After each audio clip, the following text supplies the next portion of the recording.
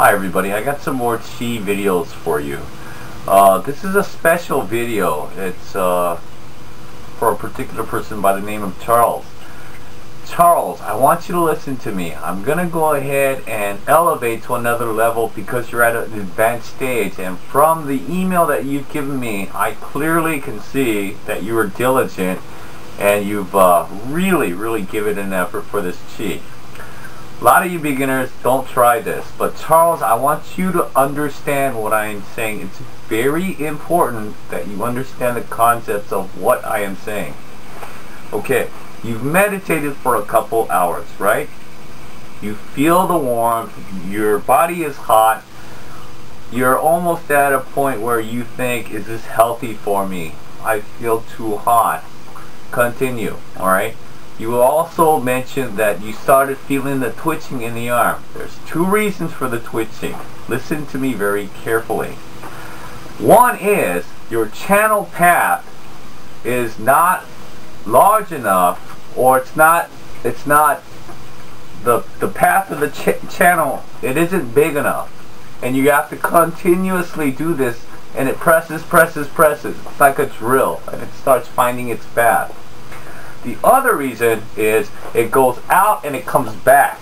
And as the Qi flow comes back and your Qi is pushing, it collides. When it collides, it also causes this twitching. A lot of you beginners, you're not going to understand what I'm saying. But Charles, listen to me. I want you to feel the tingle on the fingertips and the pressure, like that tube, like you're squeezing out toothpaste from a tube. You're going to feel it, and then you're going to feel the tingle. And after the tingle, about a split sec, you're going to feel it twitching somewhere. That is exactly what I'm talking about. That's when the Qi has gone and it's coming back, and you're pushing Qi, and then it collides like a crash. And that's where you're going to find the twitching. And right there is where you're going to have that crash. Now listen to me very carefully, Charles. As you breathe normal, when you start feeling that, don't get alarmed and don't get scared. I'll tell you what your fright is going to do. What you don't want to do is lose control of the Qi, or your willpower to control the Qi where you want to go. Your fright or your doubt or you getting scared because unusual things are happening is going to cause you to have doubt. And when you have doubt, you no longer have faith, you no longer have confidence in what you do.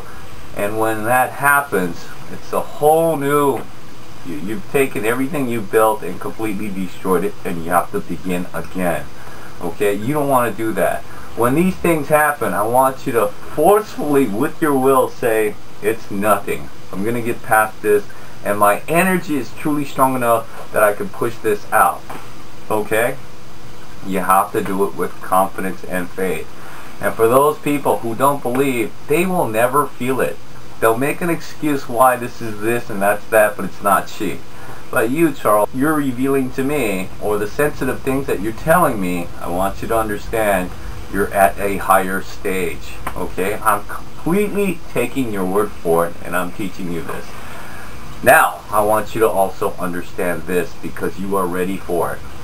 On the Dantian or Dan jump, when you're pushing out the Qi, okay, Charles, this is very important. A lot of Qi masters are going to get very upset with this, but I want you to know this is what you have to do. It's kind of disgusting, but I want you to listen. You know when you're sitting on a toilet and you're bowing, you push with your stomach, right here. You push down and then the excrement exits the body. In Qi channeling, what you have to do is this. You have to close the excrement passage, which means the anus. You have to close it real tight, and you have to push like you're trying to bow. But you're not bowing. You're not releasing the excrement. So basically, you have to cover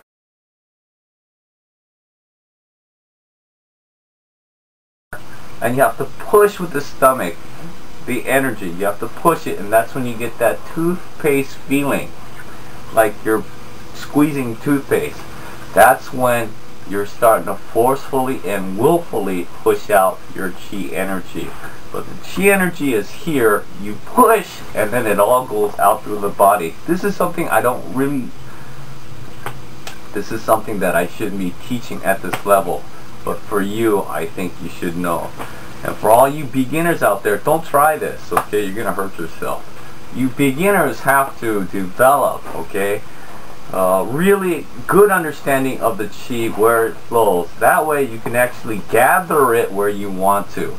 Now, when I'm breaking things, I'm going to go ahead and teach you this, okay? When I'm breaking things, what happens is I'm breathing and I'm cultivating the chi. And what happens is, as I move, I feel this like vibration. Basically, all my muscles starts twitching. I know when it's twitching, I know what that means. It means I have enough chi that I can release it and destroy something with it, okay? So when you're doing this and you've gathered enough chi and you take your tongue, put it on the roof, and your body does this twitching, I already know I got enough power. Whatever I touch or whatever I strike, I understand I'm gonna pretty much destroy it, more so than normal people can imagine. I think at this point I've given you guys way too much information, but you guys need to collectively gather all the things that I've taught you and put it in its right place. There's so many things that I want to teach you guys, okay? But the most simplest way for you beginners, after you guys have developed and you feel the chi, and then when you try to put your fingers together as you meditate, your fingers will come apart, and that's when you guys will understand. You guys, not only will you feel heat, but your fingers will come apart, and when you try to put it together, it seems to not want to do that. That's the next stage for you beginners to want to develop, okay? You're going to feel this energy leave your body, and it repels each other, especially on the fingers. That's why I ask you guys to either do this, or do this, or do this, just so that you can feel your chi. And one more thing, guys, this is very important for you guys to understand, and I'm going to illustrate it so that you'll understand it. When there's a water hose and you press the water goes through the body, okay, when you make it straight, and the water flows very naturally and fluid. But when you take the hose and you bend it, what happens is the pressure starts gathering here, and then where it's bent, the water pressure wants to naturally flow, but when you bend it, the pressure becomes more extreme and you shoot this water. It becomes like a small amount, but it shoots very hard. The body is just like a water hose, and the water is just like the energy. When you take your body and your arm is fully extended, it's free flow, but when you do this, or you hold back like this, what you're doing is you're taking the hose and folding it so that the energy doesn't release. When it doesn't release, it starts gathering, and the pressure gets bigger and bigger. Just like your chi energy, it gets stronger and stronger. And then when you release it, that moment of release, this powerful force comes out, and that's how you channel or cultivate the chi and then release it, okay? I know for a fact that a lot of chi masters are going to be very upset with the information that I've given you, but I didn't hold it back, and it's up to you to really understand what I've taught you.